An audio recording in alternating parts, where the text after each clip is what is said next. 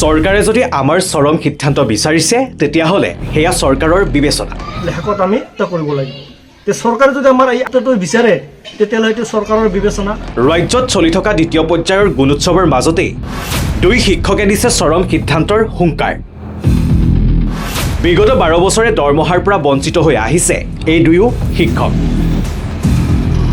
দৰমহা লাভৰ পৰা বঞ্চিত হোৱা এই দুই শিক্ষকৰ মুখ্যমন্ত্ৰী আৰু শিক্ষামন্ত্ৰীলৈ মুকলি প্ৰশ্ন যদি সমস্যা সমাধান কৰিব নোৱাৰে তেতিয়াহ'লে আমি চৰম সিদ্ধান্ত বাছি ল'ম এইখিনি কৈ মই চৰকাৰক অনুৰোধ কৰিম অসমৰ মুখ্যমন্ত্ৰী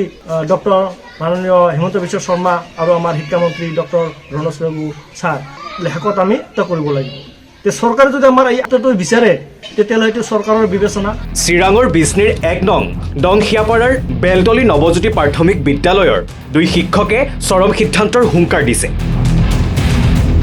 1999 চনত স্থাপন হোৱা বিদ্যালয়খন 2013 চনত প্ৰাদেশিকৰণ হৈছিল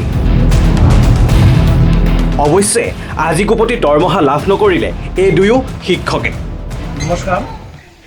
আজি আমাৰ এইখন বিদ্যালয় 1999 পৰা ষ্টাব্লিছ হোৱা আৰু এনেকৈ আমি 12 বছৰমান ভেঞ্চাৰত থাকি 2013 প্ৰভিঞ্চিয়েলাইজ হ'ল ভেঞ্চাৰত থকা অৱস্থাতে আমি 2011 চনত FA পালোঁ FA পোৱাৰ পাছত 2013ত আমাৰ বিদ্যালয়খন প্ৰভিঞ্চিয়েলাইজ হ'ল প্ৰভিঞ্চিয়েলাইজ হোৱাৰ পিছত আমাৰ যিটো নাকি দৰমহা পাব লাগে সেই দৰমহা আমাৰ চৰকাৰে ষ্টে কৰি ৰাখিলে আৰু তেতিয়াৰ পৰাই আমাৰ চৰকাৰীভাৱে এই বিদ্যালয়খন চৰকাৰী নিৰ্দেশনা অনুযায়ী গোটেইখিনি কাম আমি নিয়াৰিকৈ পালন কৰি আছোঁ উল্লেখযোগ্য যে 2017 চনৰ পৰাই বিদ্যালয়খনত গুণোৎসৱ অনুষ্ঠিত হৈ আহিছে চলিত বৰ্ষতো গুণোৎসৱ অনুষ্ঠিত হৈছিল এইখন বিদ্যালয়ত কিন্তু তাৰ মাজতে প্ৰাপ্য দৰমহাৰ পৰা বঞ্চিত হৈ খুব উজাৰিছে প্ৰধান শিক্ষক এগৰাকী জীৱন চন্দ্ৰ বৰ্মন আৰু বড়ো মাধ্যমৰ সহকাৰী শিক্ষক মনজিত কুমাৰ ব্ৰহ্মৰ